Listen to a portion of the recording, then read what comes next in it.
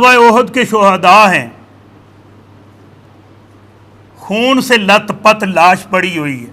माँ आती है, बेटे को, शहीद को पहचान के चेहरा साफ करती है और कहती है, बेटा तुम्हें जन्नत मुबारक हो। यहाँ तक तो बात ठीक है। हजरात, ज़रा घंटी बजने वाली है, ज़रा अभी मामला एक और ज़ेर बहस है। रहमत आलम सल्लल्लाहु अलैहि वसल्लम, जिन्हें वो माँ सोच रही थी तायीद फरमाएंगे, तस्दीक फरमा देंगे, उन्होंने कहा, ए खातून, ए माँ, शहीद की माँ, तू ये कैसे दावा कर रही है?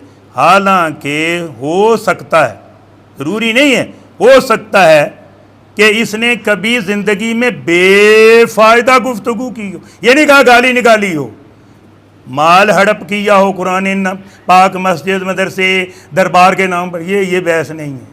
कहा कभी बेफ़ायदा गुफ्तगू कर ली हो, तुझे क्या पता और अल्लाह को पता हो।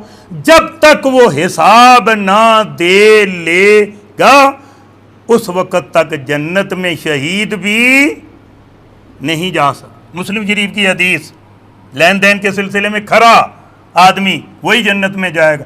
कहा शहीद सीधा जन्नत में, हाँ मगर अगर कर्ज देना है, माल किसी का मारा हुआ है, वो जब तक शहीद भी ना दे ले तब तक कोई गुंजाइश नहीं है।